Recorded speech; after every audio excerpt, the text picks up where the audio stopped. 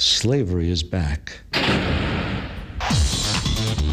Welcome to a place where private business profit from a captive labour force, yet pennies are spent on medical services to a population in which the Indigenous, the poor and the mentally ill are overrepresented. Where isolation, humiliation and degradation are facts of life. Welcome to prison. It depends who's telling the story, I suppose. The prisoners would have one view, the people who work in the prison system would have another, and I think it's up to people to decide where the truth is. Give government propaganda and the media spin doctors the flick. And check out Doin' Time for news, views and tunes on prison issues from Guantanamo Bay to Christmas Island to prisons and detention centres everywhere. Every Monday at 4 p.m. on your community radio 3CR. We are still fired up and we're still talking about revolution. Hello and welcome to the Doin' Time show. This is 3CR Community Radio, 855 AM on the dial, streaming live on www.3cr.org.au. And a warning that this episode of Doin' Time contains descriptions of Aboriginal and Torres Strait Islander people who have died and discussion of deaths in custody. First up on the show, we will bring you an interview with Professor Dastyari, an academic from Western Sydney University. The discussion will focus on a new report co-authored by the professor from the Whitlam Institute and Human Rights Law Centre, charting 5 decades of attempts to deliver an Australian Human Rights Act and how this reform could now be closer than ever. After that, you will hear from Iain Rintoul from the Refugee Action Coalition, who was also a speaker at yesterday's rally. Says no to racism, no to March for Australia. He will give a report back. Finally, we will bring you an eyewitness account from David Glanz from the Refugee Action Collective about an anti-racist rally that happened in Melbourne at the State Library. We will have the professor on shortly to discuss the report, and I will go into it in more detail. But first up, we'll have a very short announcement, and also it's Marisa, and I'll be taking you through until 5 o'clock this evening. I barely made it because I'm just recovering from a bug. So stay tuned. I'm lucky and I'm clever. It's time again for Done by Law's legendary annual trivia night. We know you've been waiting, and yes, it is here. Grab some teammates and come along to catch up with like-minded folks in the community legal sector and beyond, and try your luck at taking home trivia glory. We're raising much-needed funds for the incredible 3CR. 3CR is 100% community controlled and relies on annual fundraising to keep its amazing local content on air. Friday 24th of October, 6:30 p.m. at the Richmond Town Hall. Tickets available via 3cr.org.au/donebylaw.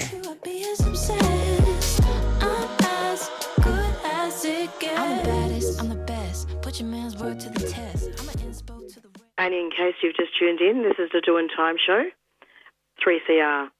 New report shows Human Rights Act closest to becoming law in decades.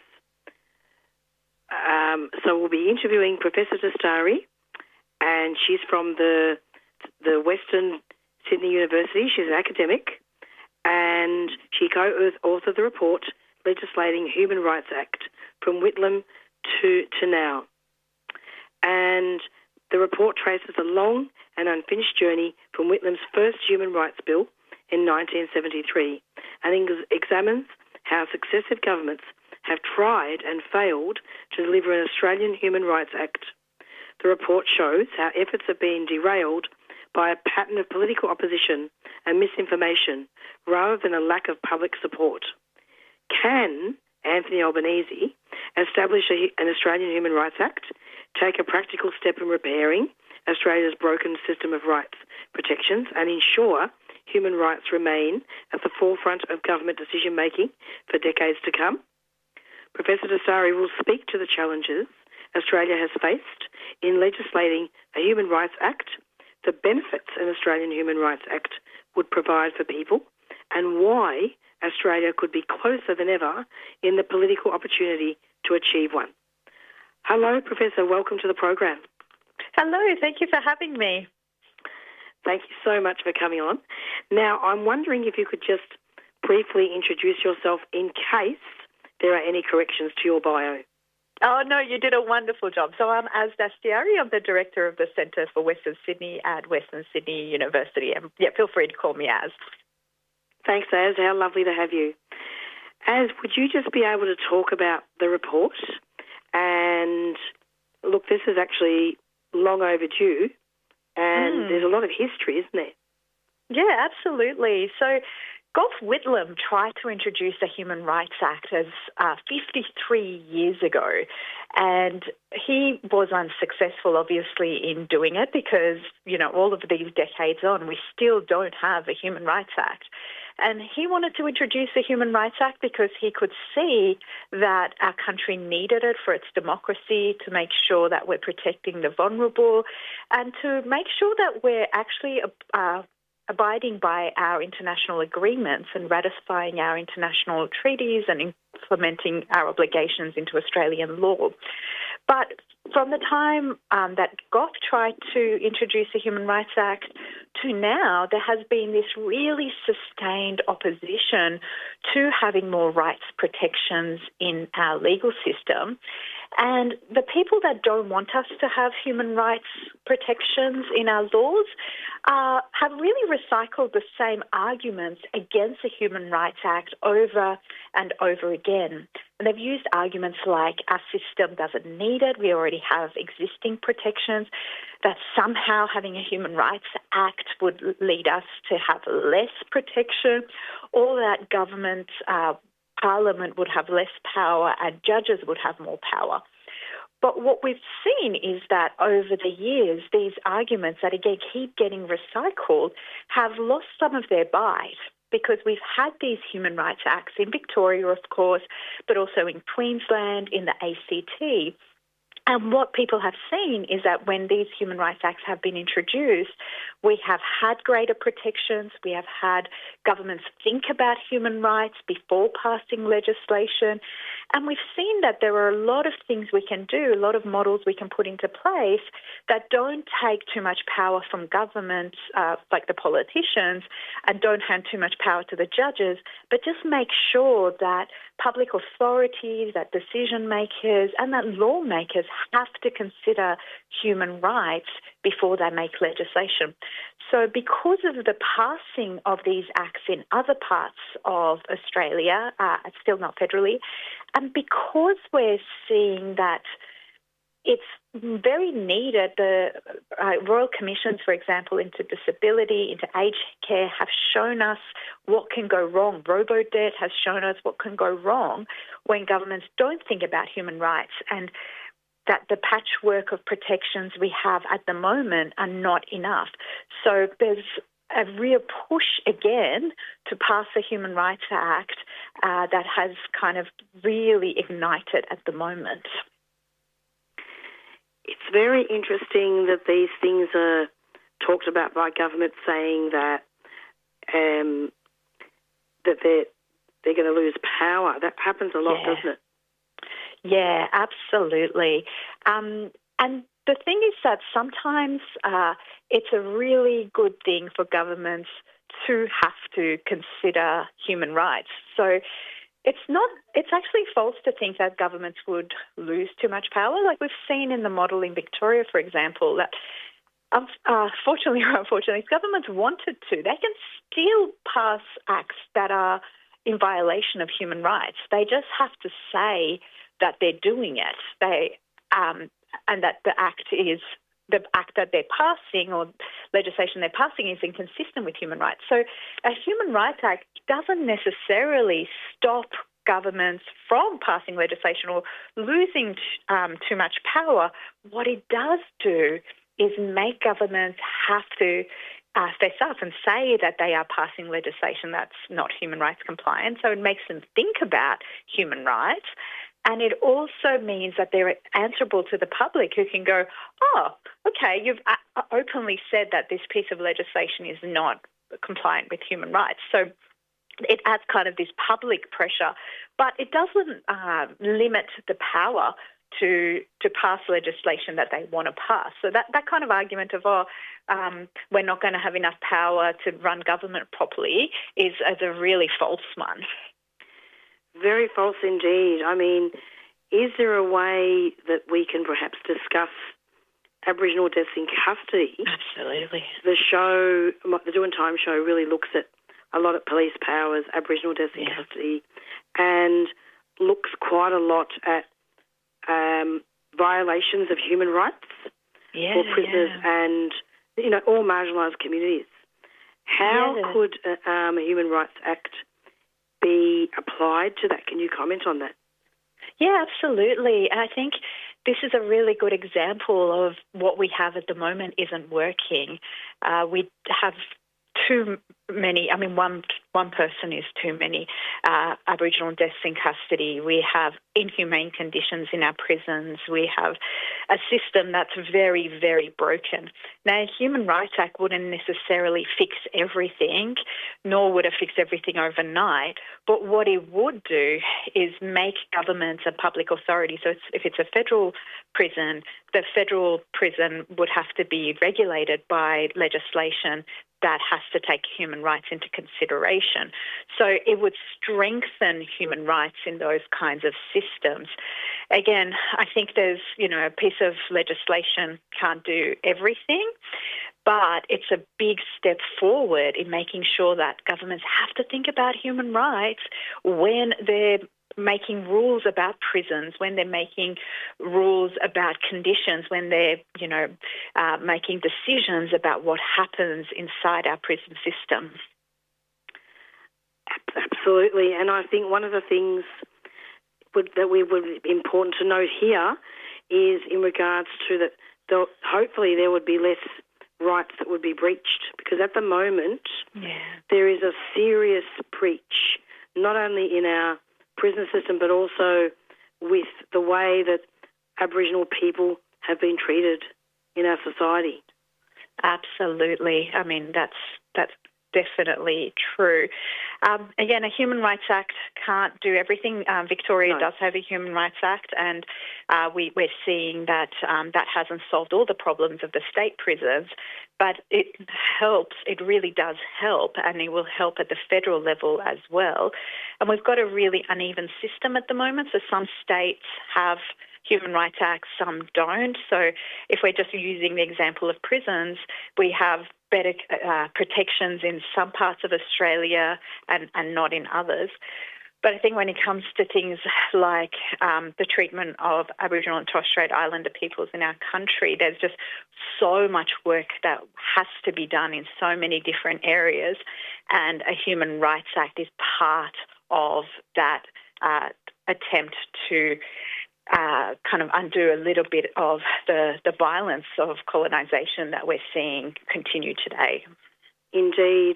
And in fact, I'm wondering then if you could comment on how political opponents have also represented a reasonable and necessary addition, but they've also historically sought to create fear and division.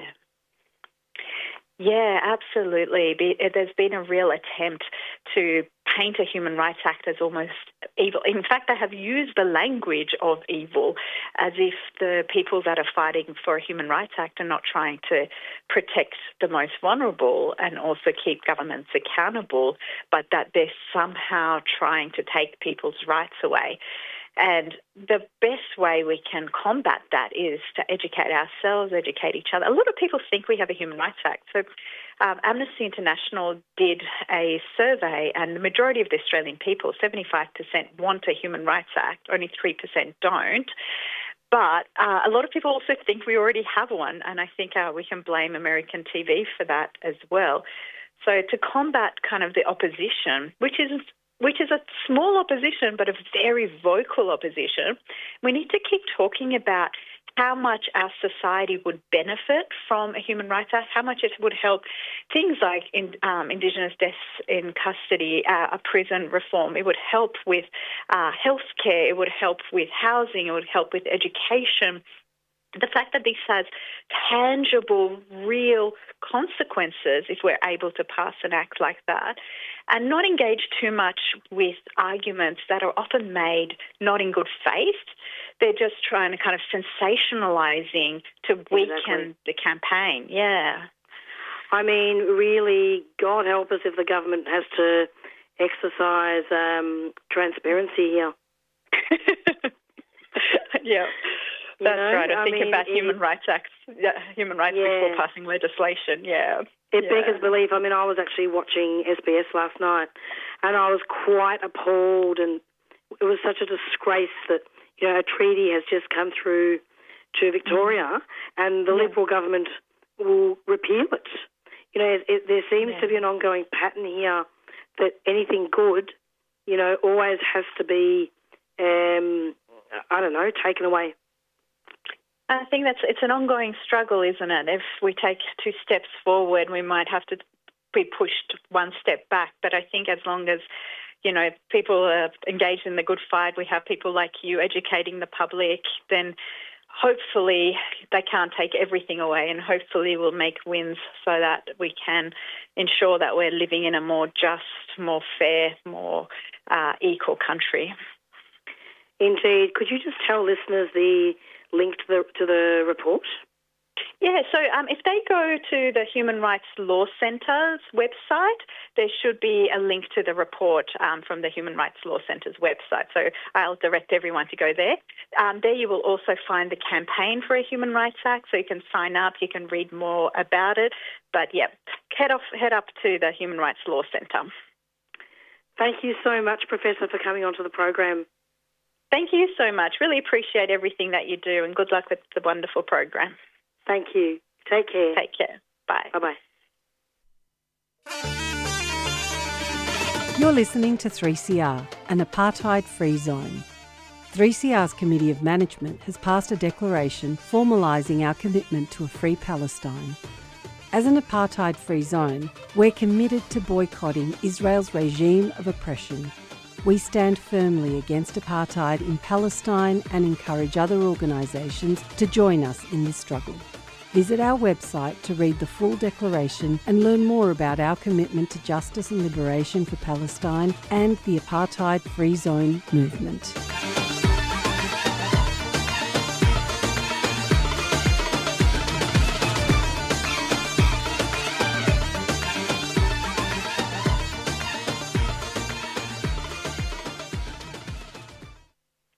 And you're back with the Doing Time show.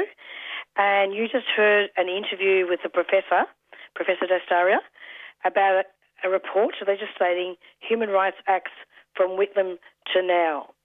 And that's very interesting reading. Do go onto the website of the Human Rights Law Centre and have a look at that. Hello, and also we're going to now be speaking with Iain Rintoul. We will be bringing you our second interview shortly. And he is going to be speaking about, oh my goodness, it's such a mess now with what's happening with the March Australia Now rally. He's going to talk about that, give an eyewitness account, and hopefully we can discuss what's happening with all this nonsense about anti-immigration. Hello, Iain, welcome. Yeah, hi, Marisa. Thank you so much for coming. I know you've got a meeting coming up soon. That's okay, thank you. Now, Iain, I'm wondering if you could just tell us what's been going on in regards to what happened yesterday. Yeah, well, I was in Sydney, so probably some of your listeners are going to have a better idea what took place in Melbourne, but I've spoken to That's okay, I'll be crossing over to David Glanz after you. Oh, okay, too easy then. Yeah, look, I mean, yesterday was another, mobilisation by March for Australia, right across the country, and shamefully we saw some of the same politicians, Pauline Hanson, John Ruddock, Libertarian so-called, Malcolm Roberts, another, One Nation speaking to the rally in Brisbane. So we saw, I think, some very, shameful things again of, some of the mainstream politicians giving, succour and support to what is clearly a far right and sometimes explicit with explicit Nazi connections. Even yesterday, while the National Socialist Network said they weren't particularly mobilising for March Australia, there were clearly, Nazi organisers and Nazi-affiliated individuals taking responsibility, for organising the rally. So there were responses right across the country, counter protests of one sort or another. We had maybe 700 people in Sydney and a United Against Racism rally to take to the streets in Sydney to send a very clear message, that the streets, there's no welcome for Nazis, no welcome for racism on the streets of Sydney. Can you tell us a little bit about what the Nazis are actually seeking? What are the demands? They're saying that there's too many immigrants, it's going to take away jobs. They're frightening people, aren't they? Look, it's all the same kind of rubbish. Actually, it's not so different to the stuff we actually get from, One Nation, behind the kind of the general anti-immigrant, position, although the literature that I saw is clearly more explicitly, far right-wing, politics than what the first March for Australia was, just kind of, wrap yourself in the flag and, we're against mass migration, we're not against immigrants. But there's no fine print anymore, that's very clear on the stuff they put out in Sydney at least, that there's explicit anti-Indian racism. There's explicit argument that somehow or other, having Indian nurses or nurses and doctors from foreign countries, lowers standards in healthcare, lowers wages. There was all the most appalling, racist, the usual kind of racist myths, that it's foreign people buying houses for the reason there's a housing crisis. I mean, there's just so much nonsense, being peddled, and I think what we haven't seen and why we did organise rallies to respond is that the myths need to be exploded. There is a housing crisis, but it's not because there are too many migrants. We've got a government that won't put rent caps. We've got governments which don't support public housing any longer. We've seen a situation even in Sydney where people are actually being evicted from public housing to make way for so-called public-private arrangements. So the consequences is that there is less housing, but it's not migration. It's the government we have to point the finger very pointedly at. So to specify, basically yesterday, a Unite Against Racism, Migrants and Refugees, a welcome community rally was held in Belmore Park. Yes. Yesterday. Can you just tell us? I know it was called by a broad cross-section of unions and community groups. Yes. Can you just tell us who the speakers were? We had Marine Faruqi speaking from the New South Wales Green Senator. Obviously, we had Natasha Watt, who's the Deputy Vice President of the Teachers Federation. We had Lara, who's a trans asylum seeker and threatened with deportation for writing pro-Palestine slogans on the university blackboards. There was a speaker from Students for Palestine. We had Shannon Potter from Labor for Civil Liberties. So, a very, very broad cross-section of people and support from a number of unions to make it clear that Sydney is united against racism. I find it really interesting. The March for Australia gains legitimacy, doesn't it, for mainstream government policies that scapegoat migrants for government failures to address the housing and cost of living crises. The media release also comments about the fact that it introduces Trump-like deportation laws. Can you comment on that? Yes. Yeah, well, I mean, one of the things which listeners may have heard about from, other sources, but, in the last few weeks, the government introduced quite explicit laws which gives them the power to actually remove people from Australia, to Nauru. And we've seen, the government says there may be 13 and up to 20 people who have been given these Nauru visas. We know certainly of at least 8 of them who are have been taken back into detention because they have been grabbed off the street or usually from home very early in the morning, 4 o'clock, 5 o'clock. There are raids. They're being picked up, put in detention, given these visas saying you're going to be deported to Nauru. So the Labor government has given themselves, Trump-like powers. And even shamefully yesterday, Tony Burke was on the Insiders program and just parrots us, not only support for that and sees some positive benefit in that, those kind of Trump-like powers, but also spouts the same nonsense about, Labor's we're bringing down the immigration rates and the immigration rates, and that's the kind of thing which does give sustenance to the argument that somehow or other it's immigration which is responsible for the cost of living crisis, the crisis in government services, the crisis in the hospitals, and and so forth. So you've got more explicit stuff coming from Andrew Hastie in the right wing of the Liberal Party, where he says quite explicitly, we're not sure we live in Australia any longer, and points to mass migration, as he calls it, as being somehow responsible for those crises in Australian society. It's just not true. And he mentions the post-pandemic influx of migrants. I mean, seriously, Ian. Yeah. No, you don't need to have too many neurons to rub together to work out that it is nonsense. But that's what's dangerous. When this nonsense actually comes from the mainstream, it's picked up, and we've got thousands of people actually in the streets of Melbourne, Sydney, Brisbane, who are mobilised around somehow or other the ideas of March for Australia. It's a nonsense. So, Ian, finally, what I wanted to ask you is, what was the police presence like, and were the Nazis there? I mean, did they have a separate rally as well?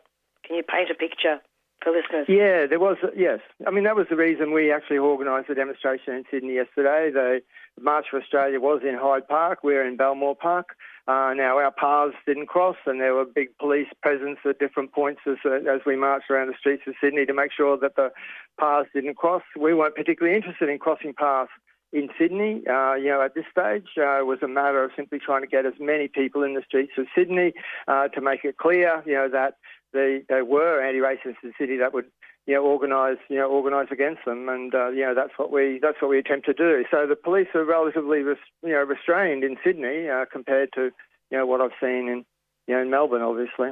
Oh my God, I'm going to be speaking with David Glanz soon from the Refugee Action Collective. Apparently, it was terrible yesterday. Yeah, okay. But I'll let you go pretty soon. But just one last thing. Yep. Pauline Hanson and Bob Cater spoke at the March for Australia rallies in August. Yep. And that's pretty appalling, isn't it? Yeah, look, it's the same picture that I was trying to paint in terms of, from the Labor Party to Hastie to One Nation, and the stuff that I saw from Malcolm Roberts speaking at the Brisbane rally, even worse, than the kind of stuff that was said in August, like really pushing the whole things about mass migration and somehow or other the Australian way of life, being at risk, because of that. And it's a disgrace, that people like, Bob Catter and Malcolm Roberts and Pauline Hanson actually are seen to be on platforms and in rallies, that do have explicit Nazis, marching alongside them and taking responsibility for organising the rallies. But that's another point of the way in which the racism at the top of the society is boosting these far right groupings, and we have to do both things. We've got to fight that mainstream racism as well as deal with the far right mobilisation. What sets 3CR apart, and also the Doing Time show specifically, is the fact that we're here talking about the background and discussing the real issues in regards to, all the stances that not just the Nazis but mainstream government policies are peddling. Whereas you've got your mainstream media that do nothing of the sort. All they're talking about is the so-called violence, throwing rocks at the police, all that type of stuff. Yeah, no, we need much more, critical media, Marisa, and the more 3CR can get the word out, and the mainstream media plays a shameful role, I think, by not, critically addressing, by simply allowing, Andrew to give endless column inches to Andrew Hastie, or to report, uncritically what Malcolm Roberts or Pauline Hanson has got to say, let alone, any kind of, positive coverage of March for Australia. So yes, we need the critical media. We need people, not just in the media, in every workplace, every uni, every school, actually, taking a stand. Why we have to fight, the racism we get from the government and the racism we get from March for Australia. Ian, thank you so much for coming onto the program. I'll let you get to your meeting. Okay, thanks very much, Marisa. We can Marisa. chat to you soon. Yep, will do. Okay, thanks a lot. Take care. Thanks. Bye-bye.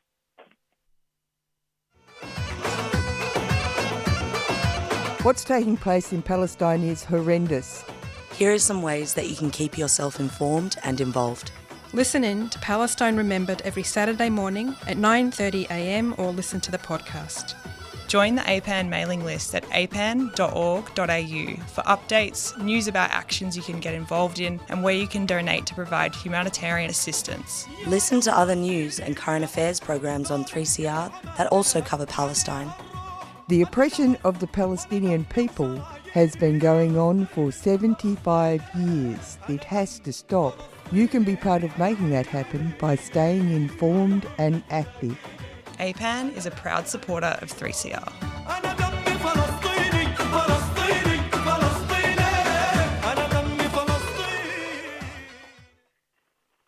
And you're back with the Doing Time Show, 3CR Community Radio, and it's approximately 4:31.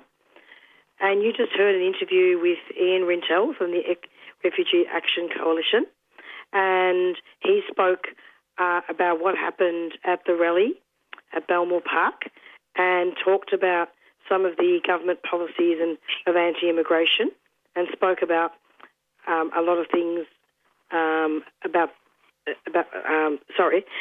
fact that there were Nazis at the rally and lots of other things.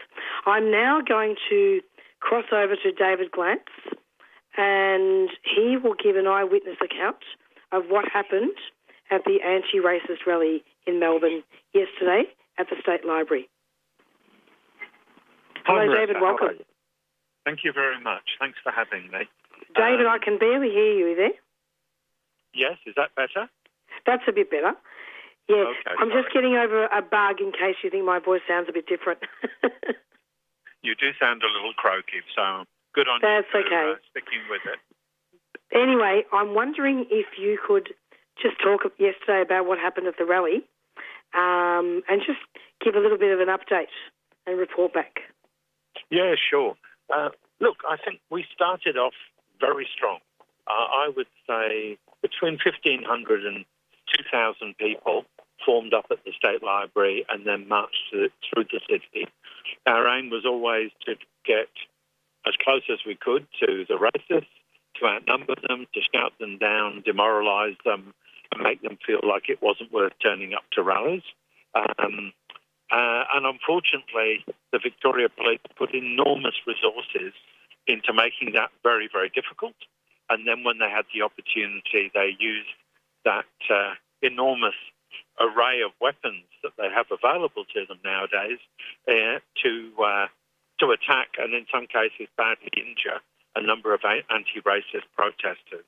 So I didn't see the use of rubber bullets and flashbangs, but I've seen video of it and people have reported it. I was in part of the rally that got cut off and in the end went back to Flinders Street Station and then Camp Sovereignty. But what I did see was massive use of capsicum spray. I saw people who were committing no crime, coughing capsicum spray in their face, all over their clothes, over some minor incident, so minor I couldn't see it, but the police went absolutely crazy. And anybody within sort of 10 metres range of them really copped it very, very hard. And as I say, although I personally didn't see it, we do know, and there's loads of evidence, there's video on Facebook and Insta of the police using flashbangs and rubber bullets. And I hear there are some quite severe injuries. And of course, the police always tell us about their injuries, whether they're minor or major, but they always say they don't know of any injuries amongst the protesters, that they haven't been reported. But I'm reporting it to you now. There were injuries. There were certainly people who suffered very badly with capsicum spray, and there were people who were hit by rubber bullets. And I know from previous experience, having flashbangs go off near you is disconcerting and potentially deafening. So we saw some very heavy-duty violence by the police, all in the name of protecting the March for Australia racists. I think the good news was I think we outnumbered them. I'm pretty clear we outnumbered them. There were, I think, probably no more than 1,000 racists at Parliament, maybe even less, whereas I think we probably had up to double that number on our side. And therefore, I think we've shown them once again that if they rally on the streets of Melbourne to call for racist measures against migrants, then they will always be outnumbered in Melbourne, and that's obviously the positive side of the equation. Can you actually tell us or describe where did this March for Australia take place? And was this more a counter-protest, or was it more an anti-racist rally that was happening? They gathered at Parliament and had speeches on the steps of Parliament. They had the intersection there at the corner of Spring and Burke. Our rally was a counter-rally. The plan was to march as close as possible, outnumber them, outshout them, and then move away safely. The police attack that I outlined, the use of capsicum spray, caused confusion and contributed to our rally, unfortunately, breaking up into a number of sections, which meant, which was unfortunate, but we can say with confidence that our counter-rally was substantially bigger. There was a wide array of people there from across the left and progressive movements. I personally saw people I know from, obviously, the Refugee Action Collective, because we mobilised and called on our supporters to join the rally. I saw people there from the Loud Jew Collective, different socialist and anarchist organisations, but just a broad range of people who are appalled by racism, appalled by the scapegoating of migrants. And as the Refugee Action Collective, we actually put out a leaflet around the crowd yesterday before we set off, saying that we were proud to be on that rally, to be part of the counter-mobilisation, but emphasising something which, if I just caught the tail end of your chat with Iain Rintoul, but we emphasise something I think is very important, which is we can't defeat racism just by mobilising from time to time against racist rallies, because the racism is being injected into society at all sorts of levels, including at the highest level. So we pointed out there's official racism, which then gives confidence to the racists on the streets in all shapes and forms. Tony Burke, the Home Affairs Minister, admitted, according to The Age this morning, that migration was too high. Well, the moment you concede that ground, you are saying that there's something wrong with migration, and that very quickly becomes something wrong with migrants. We obviously pointed out on the leaflet the way that the government is treating refugees, with thousands of people living completely uncertain lives, unable to plan their future in Australia. We pointed out that while the Nazis of the National Socialist Network call for deportations, Labor is actually deporting people. It's deporting people who supposedly have bad character under what's known as the 501 provision. And I know you and I have talked about that in the past, yes. Marisa, that non-citizens don't really have to do anything very much wrong to find themselves in detention and then deported. But now the government has given itself sweeping new powers to deport over 350 people to Nauru in a deal which is going to cost us, the taxpayers, $408 million up front and $2.5 billion over 30 years. So in many ways, we don't have to worry about the Nazis calling for deportations. We have to worry about this Labor government organising deportations. So we made the point that whether it's housing or demonising international students, those sorts of racist responses are coming from the people at the top of society, and that in turn gives confidence to the scum of March for Australia to come out onto the streets because they think their position has been vindicated. So we encouraged everybody there yesterday, obviously to march yesterday, but then to get organised and active to defend refugee rights and to oppose deportations and the scapegoating of migrants and international students for that matter. And look, the Nazis have been around for years, but I suppose I have noticed as a radio broadcaster, you know, doing interviews week in, week out, I have noticed that they have risen and have gone more for these marches. But I think a comment that Iain made and also that I talked about, and I want to see what you think of this, David, is that the March for Australia gains legitimacy from mainstream government policies that scapegoat migrants for government failures to address the housing and cost of living crisis. Absolutely. I think it's important that we take the Nazi threat seriously, but that we don't panic. I think when sometimes people around the place say, we've got to oppose the Nazi march, as if there are hundreds, if not thousands of Nazis on our streets. Correct. I think that scares people more than they need to be and risks paralysing people so they feel that nothing can be done. Right now, the Nazis, they're better organised than they were a year or 2 years ago, but they're still very small. In Melbourne, they really can't get more than 30 people onto the street, even when surrounded by the March for Australia or, I think the largest rally I'm aware of is when they had their national conference and 100 of them marched through the CBD at 1 o'clock in the morning. So when they were absolutely safe, and that was 100 people. So these people are not big, but of course we want to stop them before they get bigger. But to do that, we need to actually try and turn off the gushing tap of racism, which they're swimming in this pool of racism, and that so much of it comes from the top. So we have a situation, like I say, Tony Burke, the Home Affairs Minister, the man in charge of migration programs, says, yes, there are too many migrants.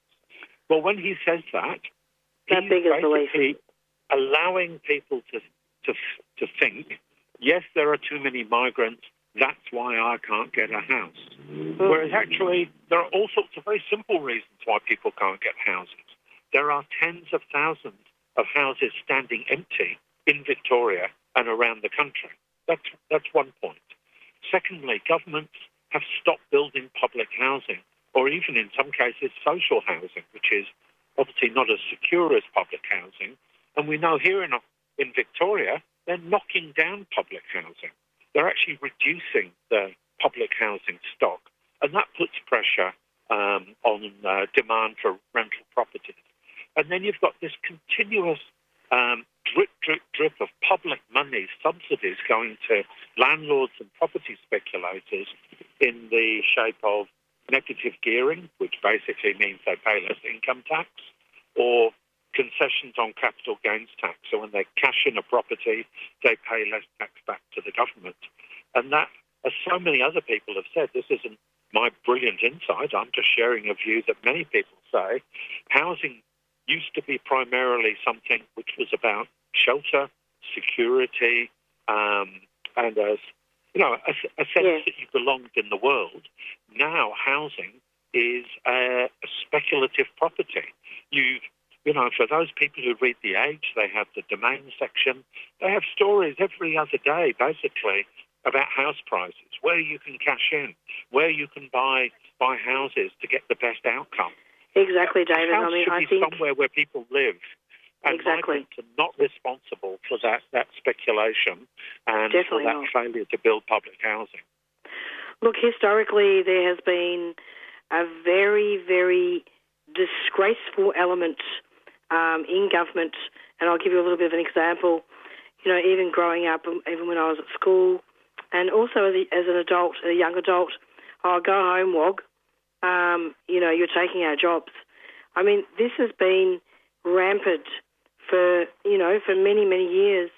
And as my parents are migrants, and I copped that. I've copped that over many years, and now it's almost like this has been given legitimacy, and it's very disturbing. And in fact, even when I was watching the radio and watching TV last night, all they could talk about was how the cops were hospitalised. Yeah, but they weren't talking about the fact that we've got open racists parading on the streets of Melbourne, Sydney, Brisbane, and so on, in varying numbers, but always more than it should be, injecting poison into our society. And I think the reality is the racists are gaining in confidence from Jacinta Price, Andrew Hastie, Barnaby Joyce, Pauline Hanson. They're beginning to think that the world is on their side. I'll tell you a story. Definitely. I'll tell you a story which would be funny if it wasn't serious. Last week, I was helping out the Refugee Action Collective, runs public street stalls, outreach to the public several times a week, and I was helping out with one of our stalls on Sydney Road, Brunswick, which most people would regard as, a solidly progressive area, left-wing area, if anything, a bit hipster. Twice in the space of 10 minutes, I was told by racists to go back where I come from. I'm white. The only reason they told me to do that, and it's two separate instances, 10 minutes apart. How so? My accent, because I don't have an Australian accent. I've got an English accent. Literally, I was twice told in the space of 10 minutes. Now, I can brush that off because, the threat to people of colour is so much greater than it could ever be to somebody like myself. But the fact that the moment these racists felt threatened or felt they needed to respond, they went for that, go back where you came from. F off out of Australia. And I can sort of laugh that off. But the next person they say that to may be brown or black or wearing a hijab, and that is going to lead to real fear and, unfortunately, real loathing. And they get confidence to say these things, not just from the racists like Pauline Hanson, but by the federal Labor government and the federal Liberal opposition competing for who can cut migration the most. At the moment you go into a competition to cut migration, you are putting a target on the back of every migrant, whether they've been here 5 weeks, 5 years, or, effectively their lifetime. My own peculiar little example, it doesn't even have to be based on skin colour, just that your accent isn't ochre enough so that you fit in. David, thank you so much for coming onto the program. And I'm sure there'll be a lot more, I'm afraid, March for Australia rallies. Any final comments? I think we need to mobilise every time March for Australia mobilises, but I think it's really important that we organise through organisations like the Refugee Action Collective or through community groups or through our unions or political parties, we organise against the official racism from the top. We say that refugees are welcome here. We say that migrants are welcome here. We say that we should be taxing the rich and using the money to build public housing to solve the public housing crisis. We can all play a role in pushing back against that official racism and to use a MAGA quote, we can drain the racist swamp and leave the really hardened elements of the far right and the Nazis completely isolated, and we can be all can be part of that process. 2 more things before we finish the interview, and that is that we can't forget Camp Sovereignty, about what happened there, and also, and I want to talk about this the following in more detail on this show, but it's not discussed very much. The Nazis and the white supremacists, anyone that's not perfect, anyone that they consider not perfect, like a disability or, your skin, the colour of your skin. An injury to one is an injury to all. Absolutely. With camp sovereignty, what happened there was, a disgraceful racist crime. There are clearly a number of people who are facing charges, and for once I hope they throw the book at them. I don't normally say that about the justice system, but we all need to stand in solidarity with camp sovereignty and all our Indigenous brothers and sisters wherever they are, because they could be at risk just walking down the street if a racist comes the other way. But your point about the threat that's raised by the far right and the Nazis is absolutely right. They are a threat to anybody who doesn't essentially fit into a white, fit, and overwhelmingly male worldview. And people quite rightly remember the Holocaust and 6 million Jews being killed by the Nazis under Hitler. But the first mass killings by the Nazis were actually disabled people, including German citizens, because they felt they had to establish a pure German blood, quote unquote, and that meant actually eradicating people who didn't fit their idea of what a good human being should be. And that ideology is alive and well, David. Sorry, what was that? Sorry, I think I spoke over you. What was your last point? I was just saying that ideology is still alive and well.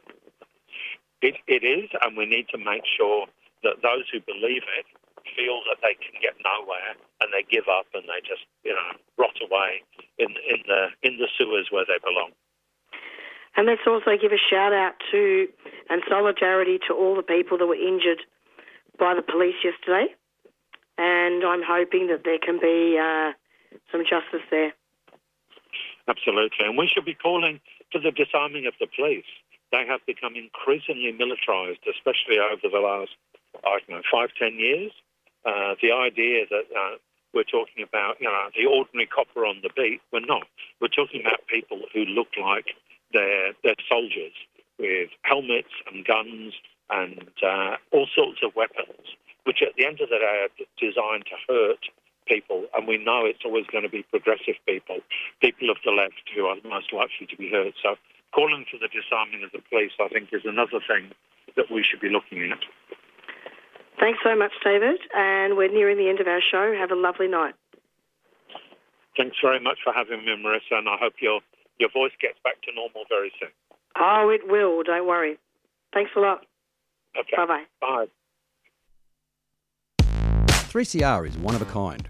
We have 400 volunteers and cover an incredible array of programming content. From special broadcast events on Invasion Day or Trans Day of Visibility to any of our 120 weekly shows, 3CR has got your radical radio listening covered. Subscribe to 3CR at 3cr.org.au and support independent community-owned media free of commercial influence and government bias. Help to keep 3CR unique by becoming a subscriber today.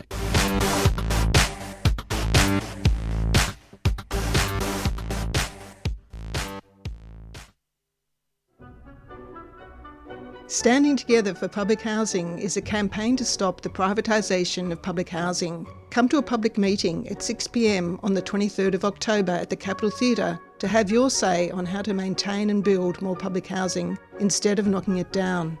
6 p.m. Thursday, 23rd of October at the Capitol Theatre, 113 Swanston Street, Melbourne. For more details, see the Standing Together for Public Housing Facebook page.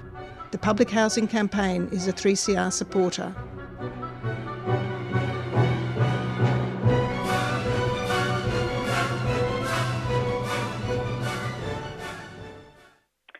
And this is the Doing Time show, 3CR, and it's approximately 4:54. And we're nearing the end of our show. Thank you to our guests that were interviewed today, and really wanted to thank Professor Dastyari for coming on to talk about the new report in regards to a Human Rights Act. Do go onto the Human Rights Law Centre website and have a look at that. And also thank you to David and Iain for giving eyewitness accounts at the March for Australia rallies. We do need to remain vigilant. It's very important that we all unite. The people united shall never be defeated. Just another reminder, with the Human Rights Law Centre, the new report is called From the Whitlam Institute and Human Rights Law Centre. And do go onto the website to have a look. So it's goodbye from Marisa, and stay tuned every Monday for the Doing Time show from 4 to 5 p.m. And we're going out now with our theme song, Black Fella, White Fella by the Rumpy Band. Bye.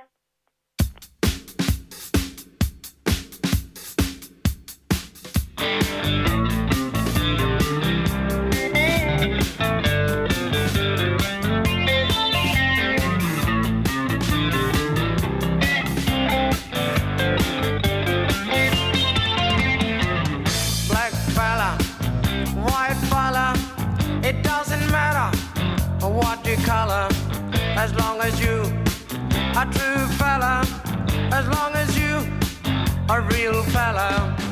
All the people of different races with different lives in different places. It doesn't matter what your name is. We got to have lots of changes. We need more brothers if we're to make it. We need more sisters if we're to save it. Are you the one who's gonna stand up and be counted? Are you the one who's gonna be there when we're shouting? Are you the one who's always ready with a helping hand? Are you the one who understands this family plan? Black fella, white fella, yellow fella, any fella, it doesn't matter what you color, as long as you a true fella. All the people of different races with different lives in different places. It doesn't matter which religions, it's all the same where the ship is sinking. We need more brothers if we're to make it. We need more sisters if we're to save it. Are you the one who's gonna stand up and be counted? Are you the one who's gonna be there when we shout it? You've been listening to a 3CR podcast produced in the studios of independent community radio station 3CR in Melbourne, Australia. For more information, go to allthews.3cr.org.au.